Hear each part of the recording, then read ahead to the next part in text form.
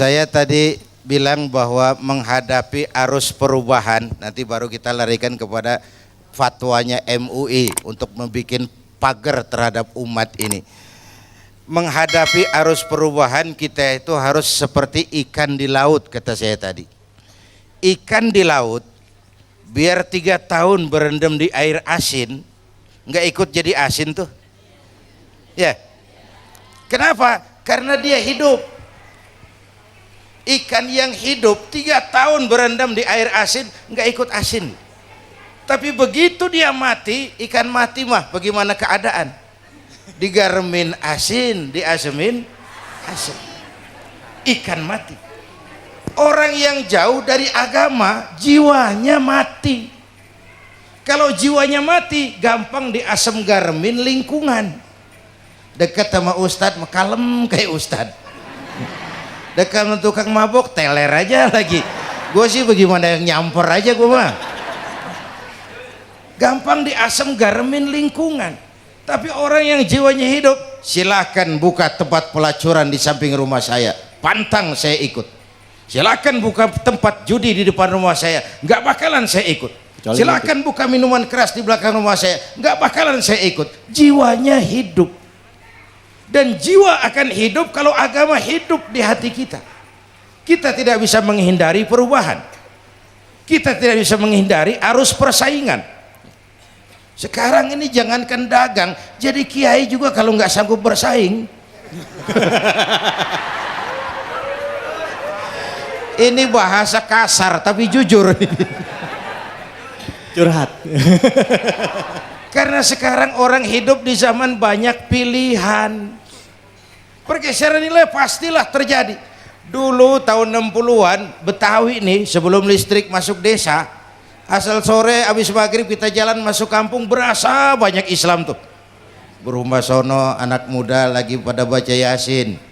Belah sono yang sono lagi latihan barzanji. Belah sono ibu-ibu mengempet ngapalin sifat 20. Dulu tuh masih rumah gelap belum ada listrik. Ya. Anak muda lagi belajar huruf Al-Qur'an. Alif dasa alif bawa alif dapan u a e u mim dasa mata dalapan talam depan lo mata lo. Berasa. Nah, begitu masuk listrik rumah pada terang terjadi pergeseran nilai. Apa yang kita lihat? Televisi main gede-gedean.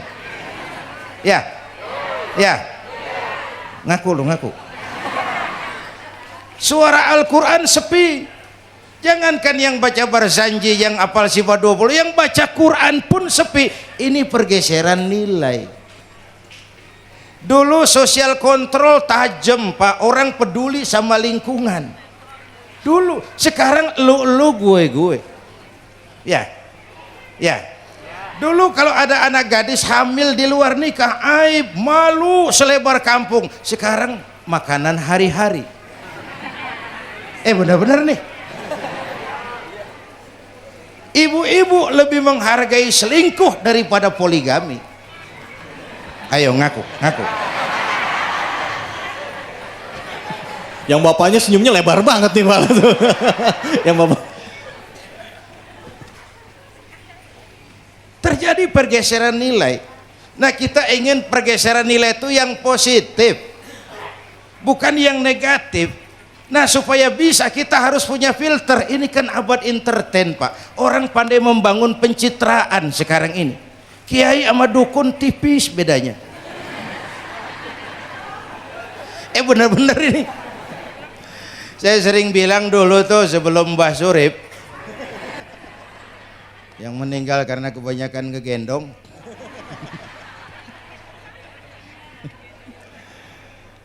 Pan Aribowo bikin lagu bercerita tentang madu di tangan kananmu, racun di tangan. Kalau itu situasi yang kita hadapi, transparan Pak, rakyat enak. Kenapa? Alamat jelas, pilihan paten. Madu di kanan, racun di kiri, pan kagak bingung. Sekarang mah madu di mana, racun di mana nggak ketahuan nih. Orang pandai membangun pencitraan. Banyak racun bermerek madu. Bu, kita harus punya filter. Emas pasti kuning. Benar itu? Apa semua yang kuning pasti emas?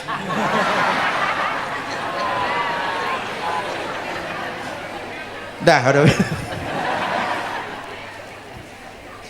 Harus ada filter. Karena rakyat kita, umat kita ini kan sekarang kayak daun kering, Pak. Gampang dikumpulin, susah diikat. Berisik, gampang dibakar. Cepat heran, gampang kagum. Masyarakat mall. Nih ibu-ibu nih, coba asal ada mall baru, rame-rame aja berangkat. Belah sono buka, rame-rame dia ke sono. Kagak belanja. Numpang heran doang. Ke sono heran, kemari kagum. Ini dimanfaatkan oleh ahli entertain, pandai membungkus, membangun opini, membangun pencitraan. Maka kita harus punya filter. Menghadapi arus perubahan harus punya stabilitas temperatur batin. Apa konsepsi dasarnya? Agama, Bu. Kekuasaan kalau jatuh ke tangan orang beriman aman. Ilmu kalau jatuh ke tangan orang beriman manfaat. Harta kalau jatuh ke tangan orang beriman manfaat, rahmatan lil. Tapi kekuasaan jatuh di tangan orang yang jauh dari iman, Fir'aun kan dulunya cuman raja, Bang, cuman kelamaan jadi raja nggak ada yang nandingin, akhirnya lupa daratan, ngaku jadi Tuhan. Ana rabbukumul a'la, aku Tuhanmu yang paling tinggi katanya. Dihadapi oleh Musa. Dulu mah adu sihir, sekarang pan adu konsep. Itu cuman beda versi aja.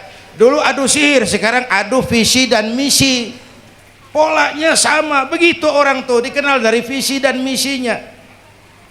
Akhirnya Fir'aun mengangkat diri jadi Tuhan, ditenggelamkan di Laut Merah. Begitu udah cengap-cengap napas sampai tenggorokan, baru amantu bi Rabbi Musa wa Harun. Aduh, kalau begini saya juga percaya sama Tuhannya Musa. Udah mau mati. Walaikal maut, gemes banget, dikedukin lumpur, dijebulin, mampus loh. Kemarin kemana udah gini hari baru beriman. Kekayaan kalau jatuh di tangan orang yang jauh dari iman, yang muncul korun, lupa diri, lupa daratan. Masuk dalam kategori kalla innal insana la yatgha ar-ra'ahu istaghna. Maka dalam pada itu kita bersyukur Majelis Ulama memberikan fatwa yang berkenaan dengan perubahan-perubahan yang terjadi di tengah-tengah kita, supaya kita ini punya pagar, supaya kita punya benteng, ada yang kita pegang. Dan yang memberikan fatwa juga Majelis Ulama, bukan seorang tuh, majelis. Lalu terdiri dari berbagai macam proses pertimbangan. Enggak sembari ngelamun di bawah pohon jambu tuh nyusun fatwa tuh. Saya perlu sampaikan ini sebab orang kan harus hati-hati. Memang ada hadis, barang siapa yang berijtihad lalu ijtihadnya benar dapat 2 pahala. Kalau ijtihadnya salah dia dapat 1 pahala. Manijtahada, man di sini bukan lil itlaq, bukan siapa saja. Barang siapa lalu siapa saja, nggak beres urusan. Barang siapa yang memenuhi persyaratan untuk berijtihad, lalu dia berijtihad, itu yang kalau salah dapat 2, kalau salah dapat 1, kalau benar dapat 2. Jadi manijtama'a fihi syurutul ijtihad, bukan man lil itlaq, lalu siapa saja boleh berijtihad, lalu lahir fatwa yang aneh-aneh. Tetapi sungguh pun demikian, fatwa Majelis Ulama itu tidak bersifat mengikat. Ini yang bijaksananya. Tuh, dalam Al-Quran, Pak, Bu, balik lagi ke ceramah nih.